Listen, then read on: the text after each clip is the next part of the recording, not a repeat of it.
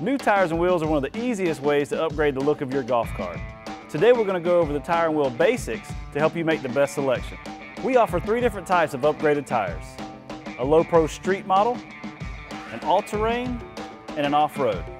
The biggest difference between these tires is the tread. You'll notice on the street and low-pro tire here, it has a flatter pattern and it's not as aggressive as the other 2. This tire is turf-friendly and gives you better contact on asphalt and pavement. The off-road tires, on the other hand, have a deeper and more aggressive tread pattern for optimal off-road use. You'll see between the lugs, the spaces here, this helps to clear out mud and debris. On the sidewall, the tread pattern actually wraps around. This helps with traction while you're off-roading. This tire is not meant for paved surfaces, as it will shorten the life of your tread. All-terrain tires are our most popular option because they offer the best of both worlds. The tread pattern is a hybrid of the other 2 tires.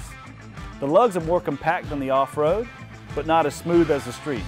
This gives you a smooth ride on paved surfaces, but still allows you enough traction for light off-road usage. Now to know more about wheels and tires, head on over to nivelparts.com for our full selection.